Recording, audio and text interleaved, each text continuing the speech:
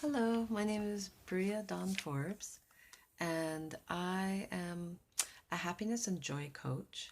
And I'm going to make a series of videos to talk to you about happiness.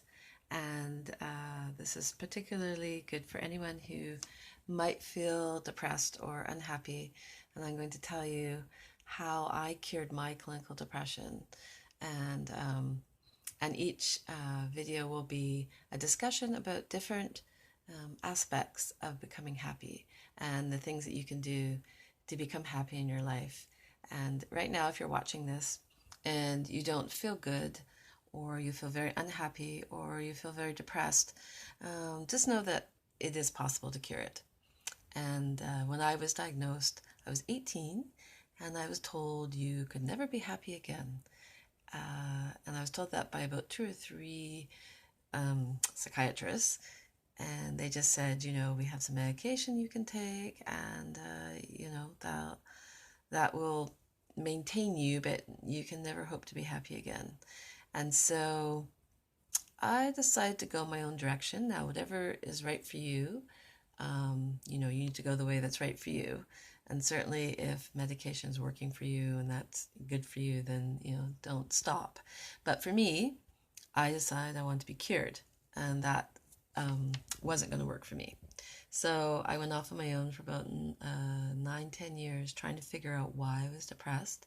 I thought it just sort of fell from the sky, and I started to think if I did some really intense therapy, that I'd have some kind of big, cathartic breakthrough, something from my childhood, and I would cure the depression. But that's not what happened. After about 9-10 years of doing that, really, I was much worse. I certainly was aware. I understood dysfunctional families versus functional families and this kind of thing. But I wasn't cured of depression, and I wasn't happy, and I was actually worse than when I was at 18.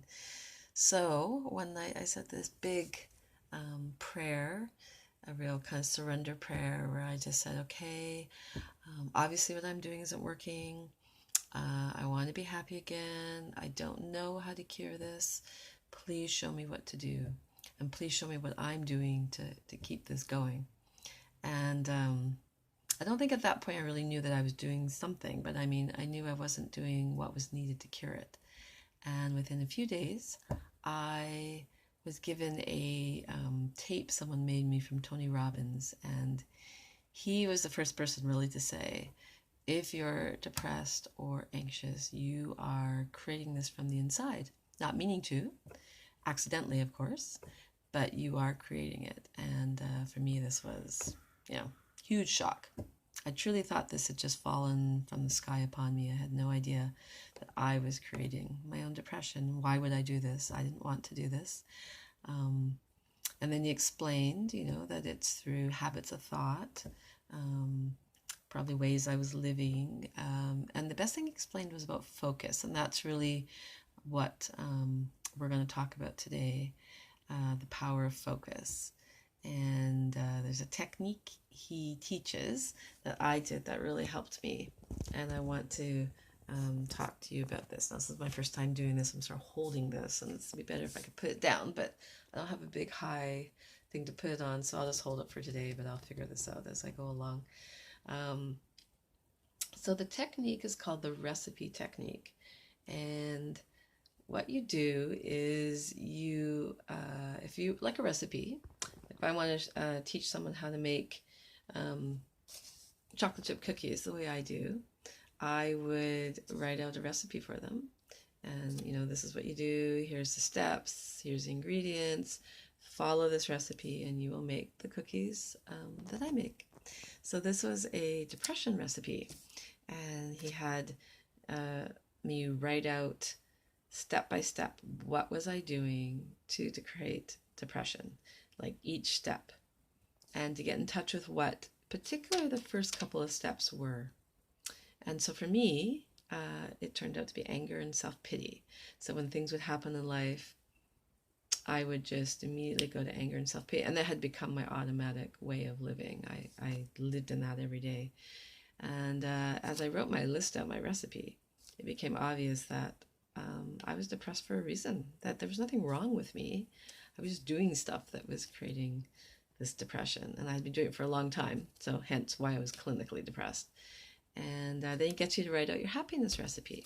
So you have to kind of think back to a time you felt happy, and if you don't feel good or you've been depressed for a long time, you may have to think back a long ways, but I was able to, and then write down my happiness recipe. And once I compared the two lists, it was like, oh my goodness, I could see that of course I was depressed if I was doing these things. It was just so obvious. And so that's a technique I'd like you to try if you're willing, if you're open, is to try this recipe technique. And you can email me. I'll leave a link for my email, and you can, if you have any questions, you don't understand it fully, you can send me an email.